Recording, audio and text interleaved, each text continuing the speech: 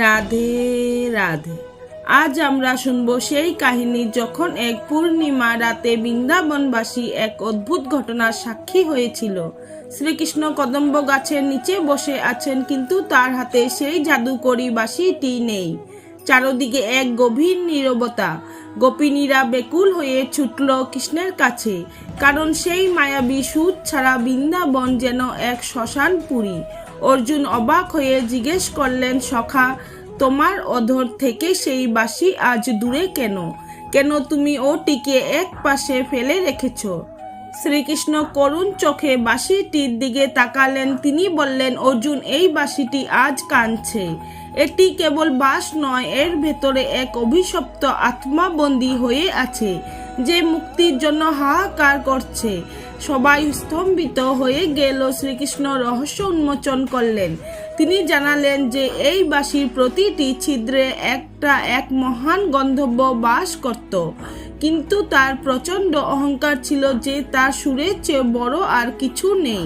সে একদিন এক ঋষির সাধনায় বিঘ্ন ঘটিয়েছিল এবং ঋষি তাকে অভিশাপ দিয়েছিলেন যে সে কেবল একটি ফাঁপা বাঁশ হয়ে থাকবে এবং কেউ তার সুর শুনবে না, যতক্ষণ না স্বয়ং পরমাত্মা তাকে প্রাণ সঞ্চার করছেন। শ্রীকৃষ্ণ যখন বাঁশিটি হাতে নিলেন, তখন দেখা গেল বাঁশিটি কাঁপছে এবং সেখান থেকে করুণ এক সুর বের হচ্ছে, যা কান্নার মতো শোনায়। কৃষ্ণ বললেন, আজ এই আত্মার সহস্র বছরের তপস্যা শেষ হতে চলেছে।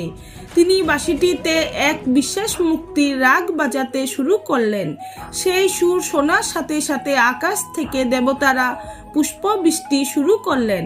হঠাৎ সেই ফাঁপা বাঁশ থেকে এক দিব্য জ্যোতির্ময় পুরুষ বেরিয়ে এলো এবং কৃষ্ণের চরণে লুটিয়ে পড়ল। সে বলল, প্রভু, এতদিন আপনার অধরের স্পর্শে আমি ধন্য হয়েছি, কিন্তু আমার অহংকার আমাকে এই কাষ্ঠখণ্ডে বন্দি করে রেখেছিল।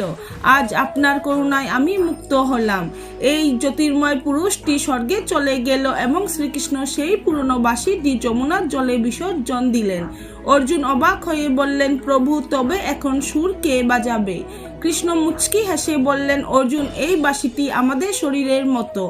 আমরা যদি নিজেদের অহংকার আর কামনায় ফাঁপা হয়ে থাকি এবং ঈশ্বরকে আমাদের ভেতর দিয়ে সুর বাজাতে দেই, তবেই আমাদের জীবন সার্থক।